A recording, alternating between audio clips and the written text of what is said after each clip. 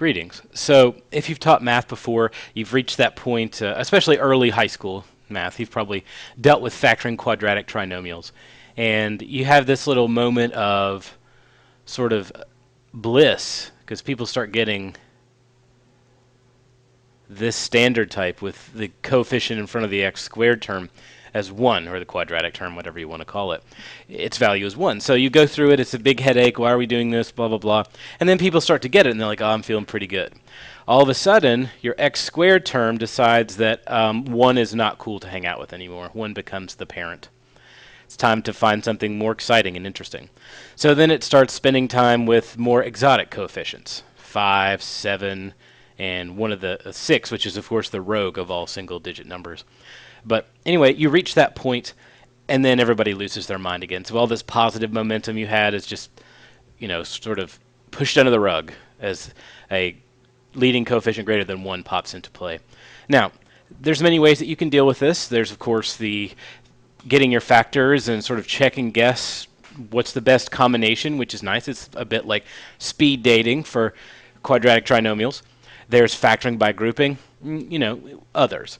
For me, I also want to show them slide and divide. And I noticed in a meeting with some other math teachers at a state training, which we all love, of course, that this wasn't very well known. So I thought I'd show you how to do slide and divide. Now, it really should be called slide factor divide, but I guess the factor is a little camera shy or something because slide and divide is the name of the style.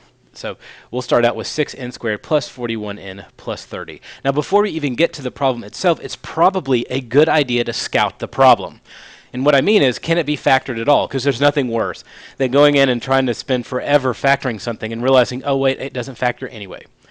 There are a few things we can do to scout the problem ahead of time to make sure that we sort of circumvent that process. The first is to graph.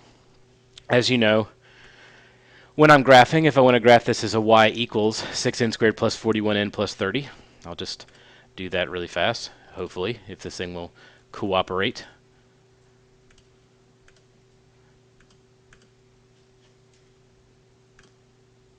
There it is. So 6x squared plus 41x plus 30. And what I'm really looking for to give myself an idea, and it helps if you put the x in there, by the way, if I want to give myself an idea of whether factoring might or might not work, I'm going to look to see if it has any real solutions. So what are the roots? In order to do that, I'll just look to see that it crosses the x-axis twice, which means factoring is a good idea. If you have a single point of intersection with the x-axis, it will be the same solution, so factoring might look a little different. And if it doesn't go and intersect with the x-axis at all, you're looking at something totally different. Let's look at this x squared plus x plus 3, because you could go out of your mind trying to factor this thing. And it's not even one of those ugly ones that has an exotic coefficient. But I graph it, and I see, oh, wait, it doesn't even touch, which would indicate that it has imaginary solutions as a quadratic and not anything that I could factor out in a real way, in a way that I'm going to be doing at that level of high school math anyway. So this is probably going to get sort of a check mark. This one here, check, and this one is no. So it's a good idea to scout the problem ahead of time. Saves you a lot of headaches.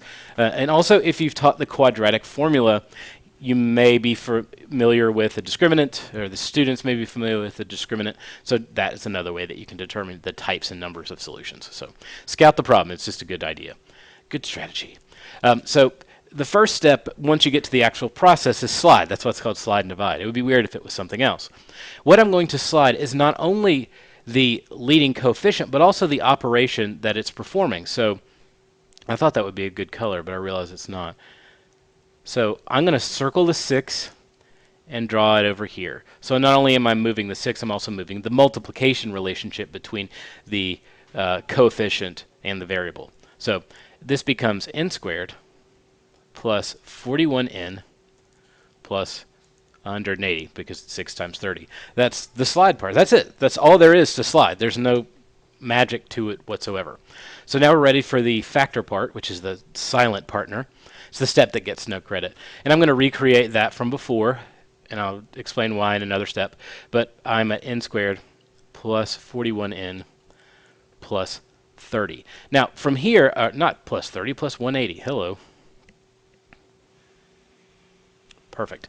Now, from here, I'm going to make a factor tree, or a factor list, whatever you want to do. We'll just make a quick list here.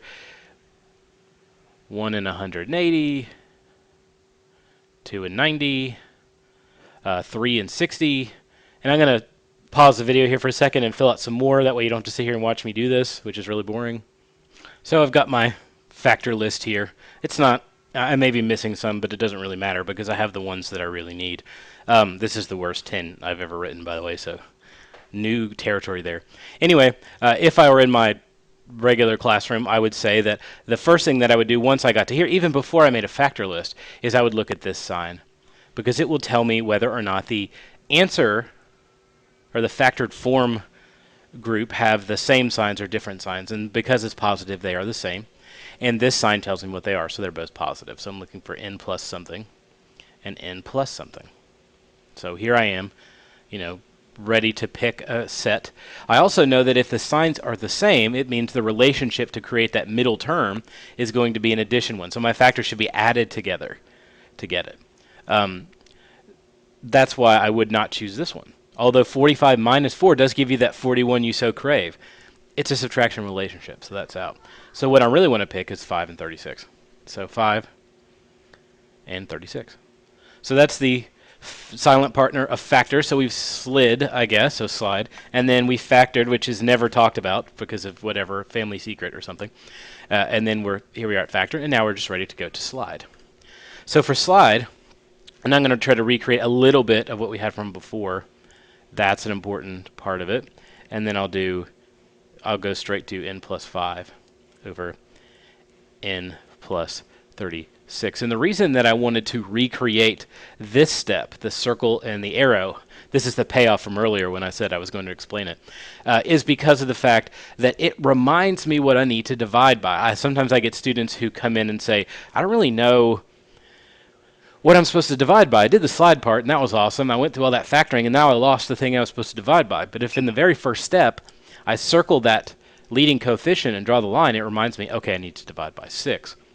What do we divide? Well, we divide both of our factor terms, or the constant terms of these factor terms. So this becomes n plus 5 over 6 and n plus 36 over 6. Now, word of warning here, I did write, don't forget to reduce your fractions. If one of my fractions was 8 over 6, I would need to make sure that I reduced it to 4 over 3 before I did the very last part of the divide step. So make sure that you reduce your fractions. It's always the part that I would forget when I was doing them very early on, and it made me crazy. Well, I may have been crazy before, but it added to it. So just make sure you reduce your fractions. I'll underline it twice to make sure you know it's important. Anyway, in the 36 over 6, obviously that becomes a whole number. So I get 6 here. And then for this last part, if I'm trying to find a solution and not a factored form, it might be useful just to keep it like this and then use the zero product property. So n plus 5 over 6 equals 0. But, I mean, you can still get to the same place using this next part. In a factored form, you can't leave it this way. It doesn't accept it. So what I'm going to do is what I like to call bump sliding. This number can't stay here, so you just bump slide it back up in front of the 6, and you end up with 6n plus 5. And from here I can find my solutions. I'm already in factored form the way that I wanted it to be. But this is a method that you can use to give yourself a feel for, like, where do I go from here?